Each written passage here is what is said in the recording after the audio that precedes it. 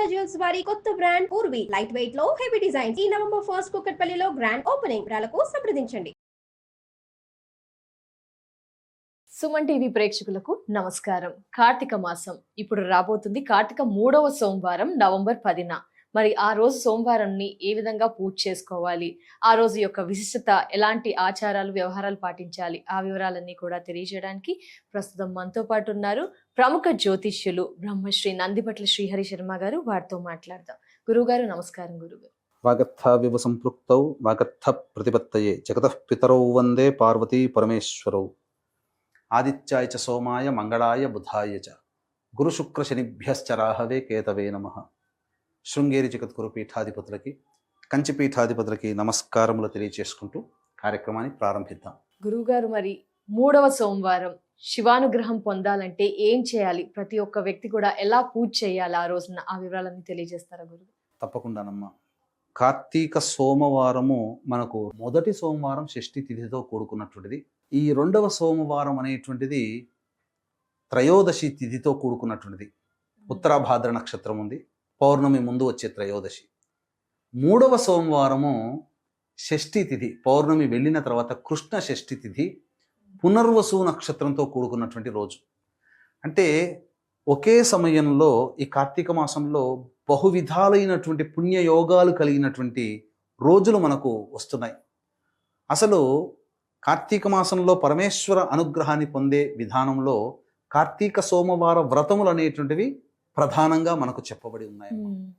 ఈ సోమవారం అనేటువంటి విధానంలో ప్రధానంగా అభిషేకము, అర్చన, ఉపవాస నియమాన్ని పాటించడం ప్రధానంగా చెప్పబడి ఉన్నా, ఆ రోజుకి ఉండేటువంటి తిథివార నక్షత్ర యోగాల మేలు కలయికగా మనం ఇంకొన్ని కార్యక్రమాలు చేసుకోవడం ద్వారా పరమేశ్వరుని యొక్క అనుగ్రహాన్ని పొందే ప్రయత్నం మనకు సదదా కలుగుతుంది. పునర్వసు నక్షత్రం ఎటువంటిది? విష్ణు సంబంధమైనటువంటి నక్షత్రం.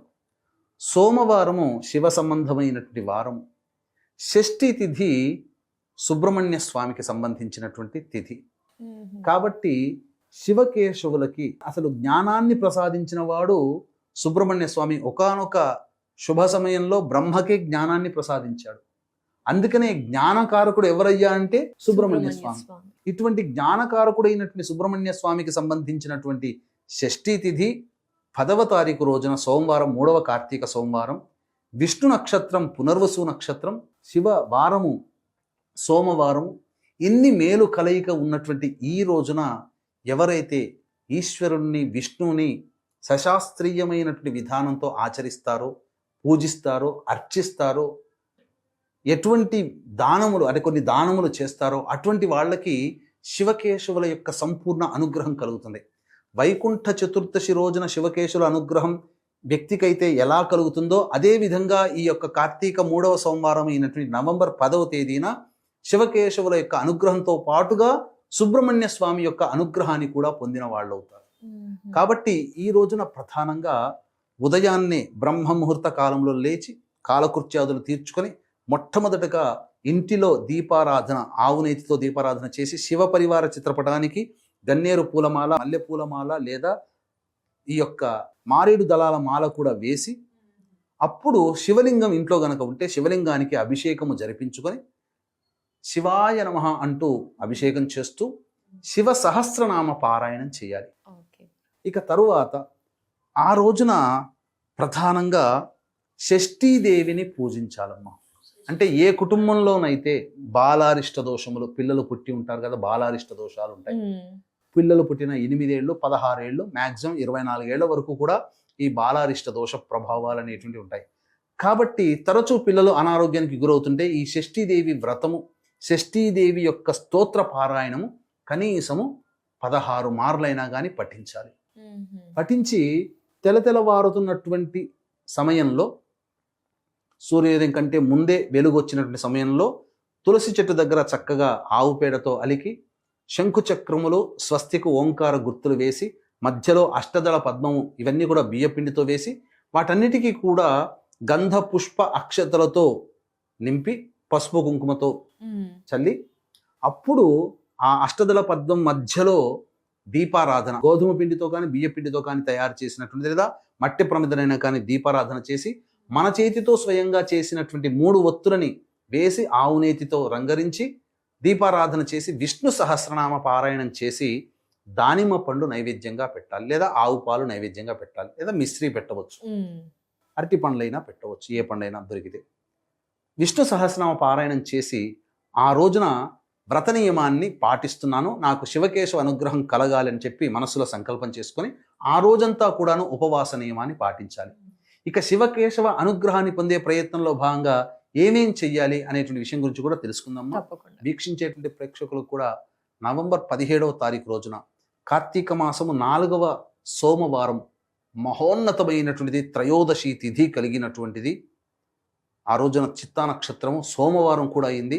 అటువంటి కార్తీక మాసంలో గోకర్ణ క్షేత్రంలో, అంటే మీ జాతకరీత్యా తండ్రి వైపు లేదా భర్త వైపు 6 తరాలు, తల్లి వైపు లేదా భార్య వైపు 3 తరాల్లో దుర్మరణాలు గనక ఉంటే అది ప్రేత దోషముగా చెప్పబడి ఉంది. అంతేకాకుండా ఎవరి జాతకంలోనైతే ప్రతి పనిలో ఆటంకాలు ఎదుర్కొంటారో, ప్రతిదీ సమస్య, చిన్నదానికి కూడా ఎక్కువగా కష్టపడాల్సి వస్తుందో, కుటుంబ సభ్యుల మధ్య అవగాహన ఉండక మనశ్శాంతి లేని జీవితం కుటుంబంలో గడుపుతుంటారో, తరచూ అనారోగ్యం పాలవుతుంటారో, తరచూ యాక్సిడెంట్స్కి గురవుతుంటారో, ఇంట్లో ఇంటర్ కాస్ట్ మ్యారేజ్లు జరిగే అవకాశాలు ఉన్నా, ఏ పనిలో విజయం పొందకపోయినా, పెళ్ళిళ్ళు కాకుండా ఉన్నా, సంతానం కలగకుండా ఉన్నా, దాంపత్యం సరిగ్గా లేకున్నా, తరచూ డైవోర్స్ అవుతున్నా, డబ్బులన్నీ ఉత్తపుణ్యానికి ఖర్చు అవుతున్నా, ఏ ప్రయత్నం చేసినా ఆ ప్రయత్నంలో వెనకడిగే తప్ప ముందడుగు లేకపోయినా, ముఖ్యంగా ప్రశాంతత లేని జీవితాన్ని గడుపుతున్నా, అలాగే కుటుంబ సభ్యుల మధ్య అవగాహన లేకపోయినా, మానసిక శారీరక లోపాలతో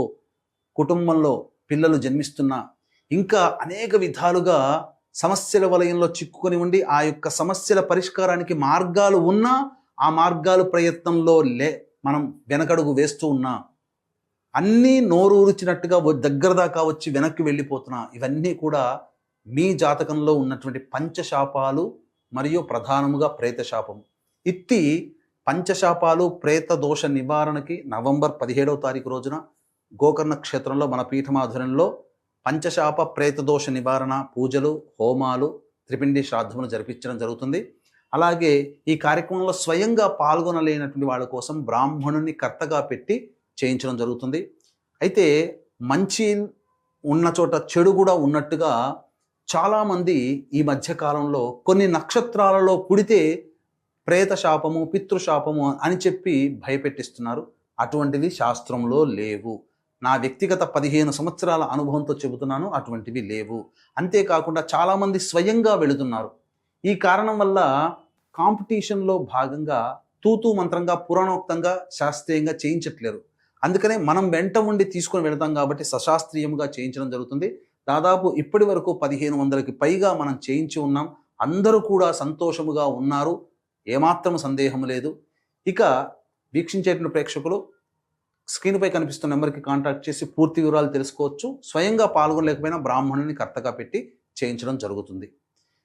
ఇక ఈ యొక్క రోజున 10వ తారీఖు రోజున చక్కగా ఉపవాస నియమాన్ని పాటించి ప్రదోషకాల సమయానికి శివాలయంకి చేరుకొని ఆ శివాలయంలో నవగ్రహాల చుట్టూ శివాయ నమః అంటూ 27 ప్రదక్షిణలు చేసి ఈశ్వరుడికి అర్చన జరిపించి ఆ శివాలయంలో దీపారాధన ప్రజ్వలనం చేసి దగ్గరలో ఉన్నటువంటి ఎవరైనా బ్రాహ్మణులు కనబడితే వాళ్ళకి సాలగ్రామ దానము, ఉసిరిక దానము మరియు వస్త్రదానము, దీపదానమైనా చేయవచ్చు. ఇదే విధానంగా విష్ణు క్షేత్రంలోకి వెళ్ళి ఈ విధంగా దానాది కార్యక్రమాలు కూడా చేయవచ్చు. ఈ విధంగా ఏ మానవుడైతే చేస్తాడో ఆ మానవుడికి సకల అభీష్టములు నెరవేరుతాయి.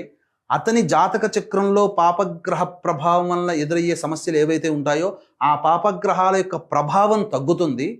పుణ్యగ్రహాల యొక్క ప్రభావం పెరిగి పుణ్యరాశి పెరిగి అనుకూలంగా లేని గ్రహాలు కూడా అనుకూలించడం ఆ విధంగా మొదలు పెడతాయి. తద్వారా అతని పనులన్నీ కూడాను సజావుగా సాగిపోతాయి. ఎందుకంటే శివాజ్ఞ లేనిదే చీమైన కుట్టదు. అట్టి శివునికి ప్రీతికరమైనటువంటి 3వ సోమవారం రోజున మనం చేస్తున్నటువంటి కారణం చేత సకల అభీష్టాలు నెరవేరుతాయని చెప్పవచ్చమ్మా. ఇక అంతేకాకుండా ఈ యొక్క దాన ప్రభావం వలన గత జన్మలలో చేసినటువంటి పాపాలు కూడా తెలియకుండా ఈ జన్మల్లో మనం రహస్యంగా చేసిన పాపాలు కూడా చాలా మటుకు తొలగిపోతాయి. అవకాశం ఉంటే ఈ రోజంతా ఉపవాస నియమాన్ని పాటించవచ్చు, లేదా ప్రదోషకాల సమయానికి చెప్పిన విధంగా దాన ధర్మాది కార్యక్రమాలు చేసి నక్షత్రము, చంద్రుని దర్శనం చేసుకొని భోజనం చేయవచ్చు. ఇందులో సందేహం లేదు. కానీ ఈ 3వ కార్తీక సోమవారం నాడు ఈ విధానంగా ఆచరించండి. అలాగే ఈ 3వ కార్తీక సోమవారం రోజున ఎవరైతే మార్కండేయ పురాణాన్ని గనక దానం చేస్తారో వాళ్ళకి అన్ని యాగాలలోకెల్లా ఉత్కృష్టమైనటువంటి యాగాల్లో ఒకటైనటువంటి పౌండరీక యాగము చేసినటువంటి పుణ్య ఫలితం వాళ్ళ యొక్క ఖాతాలో ఉంటుంది. ఎందుకంటే అటువంటి యాగాలు కలియుగంలో చేయకూడదు. కానీ ఏ యుగంలోనైనా చేసినా ఎంత ఫలితం పొందుతారో కలియుగంలో ఆ యొక్క యాగాన్ని చేయకపోయినా ఆ ఫలితాన్ని మాత్రం పొందుతారని చెప్పవచ్చు. ధన్యవాదాలు గురుగారు. నమస్కారం. సర్వం శ్రీ ఉమామహేశ్వర పరబ్రహ్మార్పణమస్తు. అలాగే నవంబర్ 20వ తారీఖు కార్తీక అమావాస్య రోజున శ్రీశైల క్షేత్రంలో సర్వదోష నివారణ పూజల హోమాలు జరిపించడం జరుగుతుంది. వీటిలో కూడా మీ గోత్రనామాదులు నమోదు చేసుకోవచ్చు.